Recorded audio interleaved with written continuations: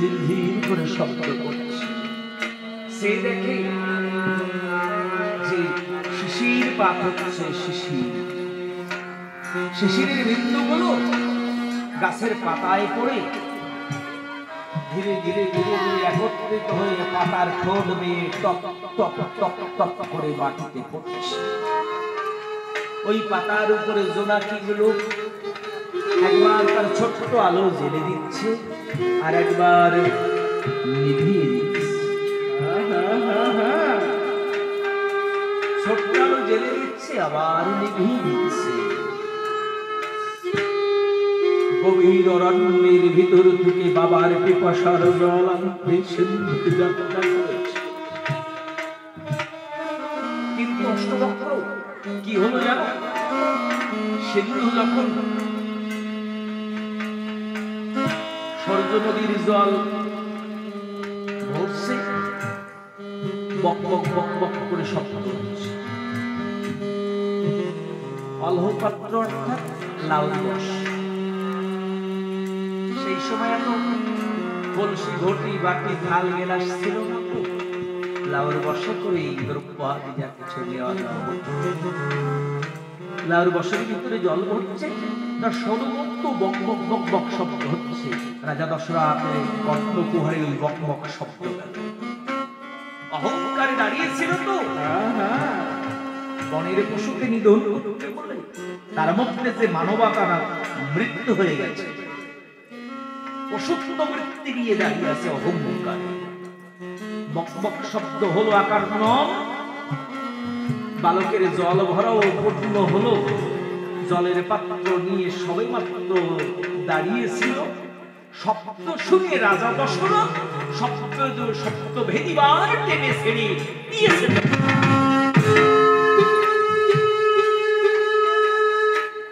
বান যখন টান দিয়ে ছেড়ে দিল, ওই শব্দ ভেদি বানে দিয়ে সিন্ধুর বক্ষ থেকে প্রবেশ করে পৃষ্ঠ থেকে বেরিয়ে আছে। ইতিমধ্যে একটা আর্তনাদ শোনা গেল, মা!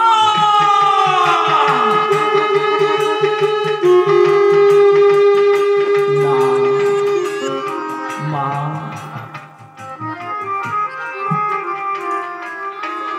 বাবার সেবার জন্য জল ভরতে সে আজ বোধহয় জল নিয়ে ঘরে তোমার পুত্র যেতে পারবে না মা।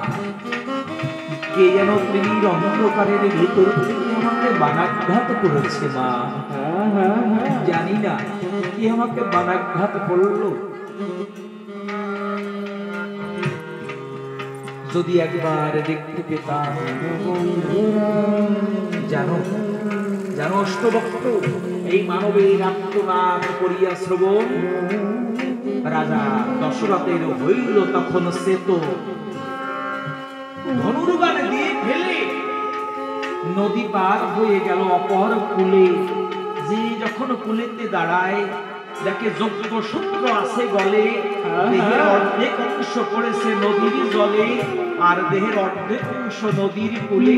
জলের পাত্র করতলে মা মা বলে ভাসে দুই নয়নের জলে। রাজা দশরথ ডাক দিয়ে বললেন, তুমি কোন ঘরে মায়ের কোলের ছেলে? এই গভীর নিশীথে কেন এলে নদীর কূলে? কার কোন ঘরের মায়ের কোলের ছেলে?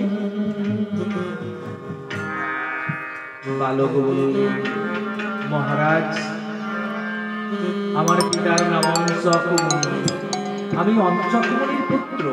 আমার বাবা জল পিপাসা পেয়েছে তো, মা বাবা চোখে দেখতে পায় না তো, তাই